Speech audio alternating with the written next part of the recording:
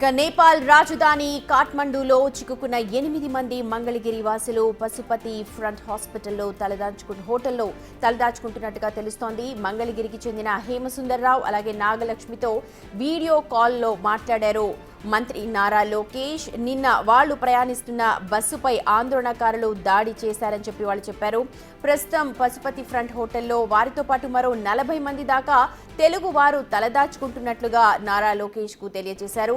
Kathmandu airport కి kilometre దూరంలోనే తాము తలదాచుకున్న హోటల్ కూడా ఉందంటున్నారు. ఇక బాధితులు ఆందోళన చెందొద్దని క్షేమంగా రాష్ట్రానికి తీసుకొస్తాము అంటూ లోకేష్ భరోసా కూడా ఇచ్చారు. మంగళగిరి వాసులతో రాష్ట్ర వైద్య మౌలిక సదుపాయాల సంస్థ చైర్మన్ చిల్లపల్లి శ్రీనివాసరావు టచ్ లో ఉంటారని తెలిపారు. ఆ తర్వాత అధికారులతో మంత్రి లోకేష్ సమీక్షా సమావేశాన్ని కూడా నిర్వహించారు. ఇప్పటి వరకు ఉన్న సమాచారం ప్రకారం అయితే 241 మంది తెలుగువారు నేపాల్లో చిక్కుకున్నట్లుగా అధికారుల దగ్గర అయితే సమాచారం ఉంది. సాధ్యమైనంత త్వరగా నేపాల్లో చిక్కుకున్న ఏపీ వాసులు రాష్ట్రానికి చేరుకునేలా ఏర్పాట్లు చేయాలని నారా లోకేష్ ఇప్పటికే అధికారులకు ఆదేశాలు ఇచ్చున్నారు.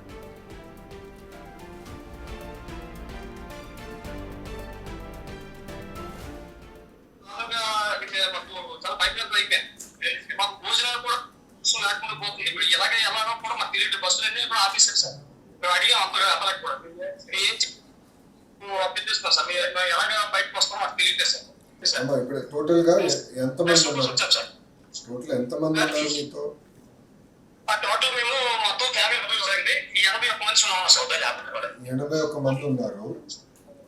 ఇప్పుడు 81 మందికి ఇప్పుడు వాటర్ ఫుడ్ ఏంటి స్టేటస్?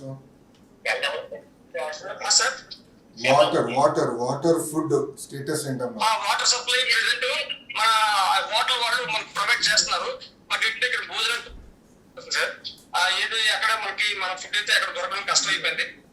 కొంతవరకు మేము తినేసాం తప్ప ఇక్కడ స్పేస్ చేస్తాం sir. Okay. How far are you from the airport అమ్మా? ఎయిర్పోర్ట్ నుంచి ఎంత దూరం మీరు?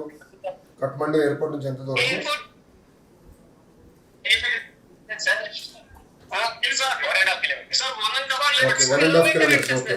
అమ్మా మాకు వచ్చిన ఇప్పుడు ఫీడ్బ్యాక్ ఇస్ ద ఫాలోయింగ్ అమ్మా. Please wait. మీరు ఎక్కడున్నారో అక్కడనే ఉండండి. మీరు ఎక్కడున్నారో you have to stay there అమ్మా. మేము will be in touch with you. మేము కోఆర్డినేట్ చేస్తాం. మీకు ఫీడ్బ్యాక్ ఇస్తామా time to time every 2 hours. Right. నేపాల్లో చాలా మంది తెలుగువారు చిక్కుకుని ఉన్నారు. ఒక ఆంధ్రావాసి అప్పారావు అనే వ్యక్తి కూడా ప్రస్తుతం నేపాలే ఉన్నారు. అక్కడ ఉన్న సిచ్యువేషన్ ఏంటి అన్నది మనకు తెలియచేయడానికి మనతో ఫోన్ లైన్ లో అందుబాటులో ఉన్నారు. అప్పారావు గారు, ముందుగా మీరు ఎలా ఉన్నారు చెప్పండి. బాగానే ఉన్నామండి. ఎక్కడున్నారు? ఏ ప్రాంతంలో ఉన్నారు మీరు? మేము నేపాల్లో సిమికోట్ అనే ప్రాంతంలో ఉన్నామండి. ఓకే. ఒక వారం నుంచి కూడా అక్కడ చూస్తున్నాం. నిన్న అయితే చాలా ఘోరంగా కనిపించింది. నేపాల్ అంతా కూడా అట్టుడికిపోయింది. ప్రస్తుతం ఎలాంటి సిచ్యువేషన్స్ అక్కడ ఉన్నాయి? అందరూ సేఫ్ గానే ఉన్నారా?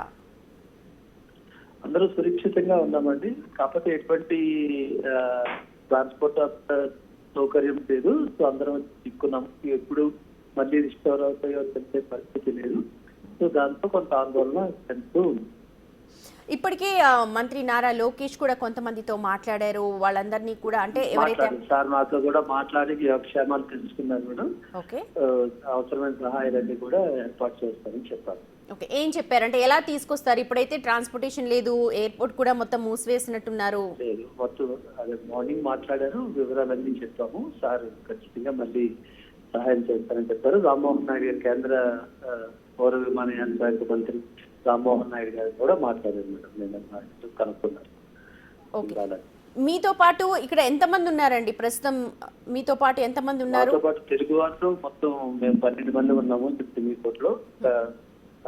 నార్త్ ఇండియన్స్ 4 మంది ఉన్నారు. మీరు కాక పక్కన ఇంకొక హిందుస్థానీ స్టేషన్ ఉంది. అక్కడ సుమారు మోర్ దెన్ 60-70 మెంబర్స్ కూడా ఉంది. ఎలాగ అక్కడ ఉన్న వాళ్ళందరూ ఎలా కమ్యూనికేట్ చేసుకుంటున్నారు? ఒకసారి మళ్ళీ సార్. ఏదండి అందరూ ఇప్పుడు నేను చెప్పే యాత్రికులు అందరూ కూడా మానస సరోవర యాత్ర కంప్లీట్ చేసుకుని వస్తున్న వాళ్ళు కానీ లేదా యాత్రకు వెళ్తున్న వాళ్ళు కానీ. ఓకే. యాత్రకు వెళ్ళి రిటర్న్ వస్తున్న వాళ్ళు, లేకపోతే వెళ్తున్న వాళ్ళు, అక్కడ టూరిజం కి కోసం వచ్చిన వాళ్ళందరూ కూడా అక్కడ చిక్కుకుపోయినారు. ఎలా మరి కమ్యూనికేట్ చేసుకుంటున్నారు? ఎక్కడ ఎలాగా ఫెసిలిటీస్ ఉన్నాయి, ఇలా రావాలి అని చెప్పి ఎలా మీరు అందరు కూడా మాట్లాడుకుంటున్నారండి? అంటే ఫోన్స్ కమ్యూనికేషన్ అయితే ఫోన్స్ సిగ్నల్స్ అవన్నీ బాగానే ఉన్నాయి, ప్రాబ్లం ఏం లేదు, విషయం లేదు. లోకల్స్ కూడా సపోర్ట్ బాగానే చేస్తున్నారు. ఓకే, లోకల్ హెల్ప్ ఎలా ఉంది ప్రస్తుతం మీరు ఉన్న ప్లేస్ లో? లోకల్ వాళ్ళ హెల్ప్ బాగానే ఉన్నదండి. లోకల్ హెల్త్, ఫుడ్ కానీ అకామిడేషన్ కానీ అన్ని బాగానే లోకల్ వాళ్ళు అరేంజ్ చేస్తున్నారు. ఓకే, మీరు కూడా ఇప్పుడు రిటర్న్ రావాల్సిన వాళ్ళలో ఉన్నారు కదా? నేను రేపు రావాల్సిన వాళ్ళు నిన్న రావాలి, బట్ నిన్న ఫ్లైట్ క్యాన్సిల్ అవడం వల్ల నేను నిన్నటి నుంచి ఇక్కడే ఉన్నాను. ఓకే, ఎలాంటి ఇన్ఫర్మేషన్ ఏమైనా అందుతోందా మీకు ఎయిర్పోర్ట్ నుంచి కానీ లేకపోతే అథారిటీస్ నుంచి కానీ? మొత్తం అయితే ప్రస్తుతం అయితే ఏమీ లేదు. ప్రస్తుతం కర్ఫ్యూ విధించారు, రేపటి వరకు కర్ఫ్యూ ఉంది, అది అయితే కానీ మిగతా విషయాలు తెలియదు. ఓకే, చిన్నపిల్లలు ఉంటారు, పెద్దవాళ్ళు ఉంటారు, యాత్రకు సంబంధించి వాళ్ళు ఉంటారు. సో వాళ్ళ హెల్త్ కండిషన్స్ ని అవి చూడడానికి ఎవరైనా ఉన్నారా అక్కడ, లేకపోతే సెల్ఫ్ గానే అందరూ హెల్ప్ చేసుకుంటున్నారా ఒకరికొకరు? ఒకరికొకరు హెల్ప్ చేసుకోవాలి కదండి. అంటే ఫుడ్కి ఏం ప్రాబ్లం లేదు కదండి? ప్రస్తుతానికి అయితే ఏం లేదు. ఓకే, 2 days అయింది కాబట్టి ప్రాబ్లం లేదు, బట్ ముందు ముందు చూడాలి. ఓకే, ఇంకా బయట సిచ్యువేషన్స్ ఎలా ఉన్నాయి అని చెప్తూ ఉన్నారు ఎప్పటి వరకు? అంటే ఇది మనం ఎవరు సిమికోట్ ప్రాంతాల్లో ప్రాబ్లం ఏం లేదండి, ఎక్కువ కాఠ్మండు వైపు ఉన్నది. మా వైపు అయితే ఇప్పుడు మేమున్నది సిమికోట్ నుంచి, అంటే Kathmandu is western side, Simikot అన్నది నేపాల్కి ఈస్టర్న్ సైడ్. కొద్దిగా లక్నోకి ఒక 300-400 కిలోమీటర్స్ దూరంలో ఉంటుంది. ఇక్కడ ప్రాబ్లం ఏమి లేదు. లాండ్ ఆర్డర్ ఇష్యూ అయితే మాకు ఇక్కడ లేదు, రిమోట్ ఏరియా. అచ్చా, మరి మీరు అక్కడి నుంచి రావడానికి ఏమి ఇబ్బంది లేదా? ట్రాన్స్పోర్టేషన్ అంటే రోడ్ బై రోడ్? ట్రాన్స్పోర్టేషన్ అంటే ఇక్కడ నుంచి రావాలంటే బై రోడ్ ఏముందండి, only flight connectivity. Simikot airport to Nepalgunj రావాలంటే ప్రస్తుతానికి ఎయిర్పోర్ట్స్ అన్ని క్లోజ్ అయ్యింది. ఓకే, మీతో మంత్రులు మాట్లాడారు, కేంద్ర మంత్రులు మాట్లాడారు, ఏం చెప్పారు, ఎలాంటి భరోసా ఇచ్చారు, అండ్ మీరు మిగిలిన వాళ్ళకి ఎలాంటి ధైర్యాన్ని వాళ్ళందరికీ చెప్తున్నారండి? అంటే వాళ్ళు మాకు పూర్తి భరోసా ఇచ్చారు, వివరాలు కూడా ఇంతకు అందరి దగ్గర తీసుకున్నారు. ఓకే, తీసుకున్నారండి, సహాయం చేస్తారని చెప్పారు.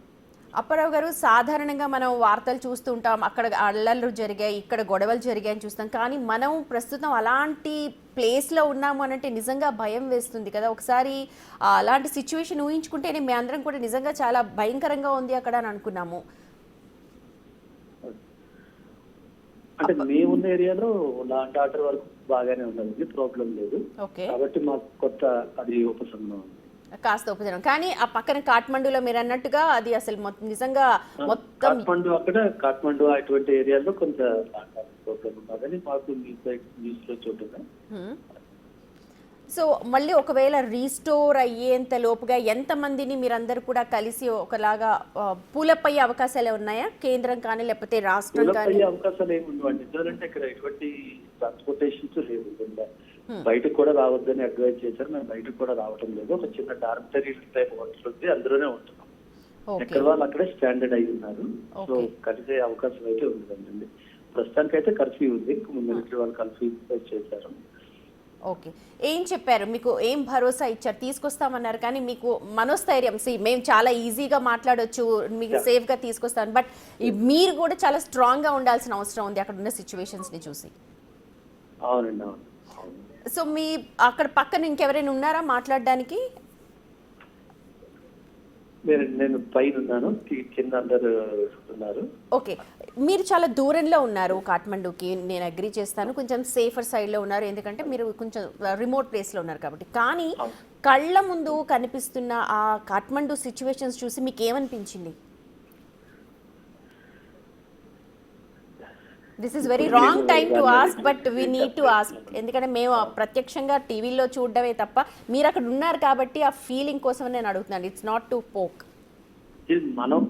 మనం ప్రభుత్వం ఖచ్చితంగా మనకు సహాయం చేయాలంటే ఖచ్చితంగా ఆ భరోసాతో మనం ఉండాలి, ఉండి తీరాలి.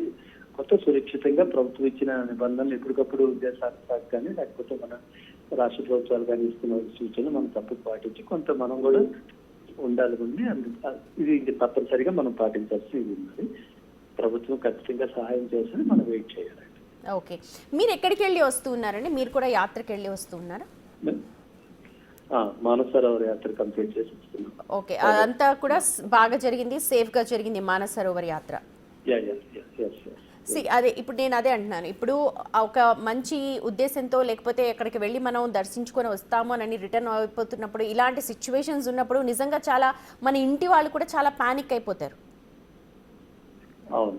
మీరు ఎవరితోన్నా మాట్లాడారా? మీ పిల్లలు కావచ్చు లేకపోతే మీ బంధువులు వాళ్ళతోటి? మాట్లాడుతూనే ఉన్నాను. ప్రస్తుతం టెలికమ్యూనికేషన్స్ అన్ని ప్రాపర్ గానే ఉన్నాయి కాబట్టి మాట్లాడుతూనే ఉన్నాము. Okay, they are also in touch with us. పర్వాలేదు, ప్రాబ్లం ఉంటే ఓకే మీకు అవుతున్నారు కానీ ఒకరికొకరు ధైర్యం చెప్పుకుంటున్నాము. ఓకే, నిజంగా అంటే ఇప్పుడు మేము ఇంత దూరంలో ఉన్నాము, మాకే ఎంత భయంగా ఉంది అక్కడ ఎలా ఉన్నారు ఏంటి అన్నది. నిన్నటి సిచ్యువేషన్ అంటే మొత్తం కాల్ చేశారు, మొత్తం బూడిద చేసేసారు, రోడ్ల మీదకి ఎవరిని కనిపిస్తే వాళ్ళని అది నాయకులు అవ్వచ్చు ఎవరైనా సరే ఆ మాబ్ ఎలాంటి కోపంతో ఉందంటే ఎదురుగా ఎవరన్నది కూడా చూడలేదు. అంతటి భయంకరమైన సిచ్యువేషన్స్ ఉండింది కాఠ్మండూలో. ఏమనుకుంటున్నారు అంటే మన పక్క రాష్ట్రం నిజంగా ఇట్లా హాయిగా వెళ్ళి వస్తూ ఉంటే బాగుంటుంది అనుకుంటాం, కానీ ఇలాంటి సిచ్యువేషన్స్ ఉన్నాయంటే ఏమనిపించింది మీకు? ఇలాంటి జరగకూడదని ఆ దేవుడిని ప్రార్థిస్తూ ఉంటామండి. నుంచి మనం అనుకోవడానికి ఏముందని, మనం జరగకూడదని ఎప్పుడు ప్రార్థిస్తాం. రైట్. ఇప్పుడు మీకు ఏదైనా నంబర్ ఇచ్చారా? గవర్నమెంట్కి సంబంధించి ఏదైనా నంబర్ ఇచ్చారా? వాళ్ళే కాల్ చేస్తామన్నారా? తీసుకున్నారండి. విదేశాంగ శాఖ వాళ్ళు తీసుకున్నారు, ఆంధ్రప్రదేశ్ ప్రభుత్వం ఇద్దరు తీసుకున్నారు. అందరికీ మా ఫోన్ నంబర్స్ అన్ని తీసుకున్నారండి. రెగ్యులర్ గా టచ్ లో ఉన్నారా? వాళ్ళే కాల్ చేస్తామని చెప్పారా? ఏం చెప్పారండి? 2 hours కి ఆంధ్రప్రదేశ్ ప్రభుత్వం నుంచి అయితే 2 hours నుంచి ఎవ్రీ 2 hours నుంచి చేస్తున్నారు. మాకు ఆహారం అది అవైలబుల్ అవుతుందా లేదా, అన్ని ఉన్నాయా లేదా అని వారు క్షేమ సమాచారాలు ఎప్పటికప్పుడు తెలుసుకుంటున్నారు. ఓకే, మీతో పాటు అక్కడైతే ఇప్పుడు ప్రస్తుతం 12 మంది ఉన్నారు. 12 మంది ఉన్నారు. ఓకే, అందరు కూడా మీ ఏజ్ గ్రూపేనా? చిన్నపిల్లలు పెద్దవాళ్ళు కూడా అలా ఉన్నారు? 40 నుంచి 50, 60 మధ్యలో ఉంటారు. 40 to 50. ఓకే, మీకు సరిపడా సామాను మరి సామాగ్రి ఉందా? ఇది ఇవాళ ఎత్తేయచ్చు లేకపోతే ఒక వారం అవుతుండొచ్చు? ఒక చిన్న టార్గెటరీ హోటల్లో ఉన్నాం. కమగైన్ సార్ ఒక్కసారి మళ్ళీ అండి. చిన్న డార్మిటరీ టైప్ హోటల్లో ఉన్నాము, అందులోనే. ఓకే, డార్మెటరీలో ఉన్నారు మీరు. రైట్, ఇప్పుడున్న సిచ్యువేషన్స్ లో అడ్జస్ట్ అయి ఉండాల్సిందే, తప్పదు అందరూ కూడా. అంతే అంతే. ఓకే, 12 మంది కూడా ఒకే డార్మెటరీలో ఉన్నారు. అంతే. ఓకే, మీకు సరిపడా నేను అనేది ఏంటంటే ఫుడ్ ఇవి ఓకే, సరిపడా మందులు కావచ్చు, సరిపడా మిగిలిన విషయాలన్నీ కూడా చాలా కన్సర్న్గా ఉంటాయి ఈ టైంలో. నిజంగా చెప్పడం చాలా ఈజీ, కానీ అవన్నీ కూడా పర్లేదా ఏంటి అని అడుగుతున్నాను నేను. పర్వాలేదు అంటే ప్రస్తుతం వరకు అయితే పర్వాలేదు, మరి చూడాలి. ప్రస్తుతానికి ప్రాబ్లం లేదండి.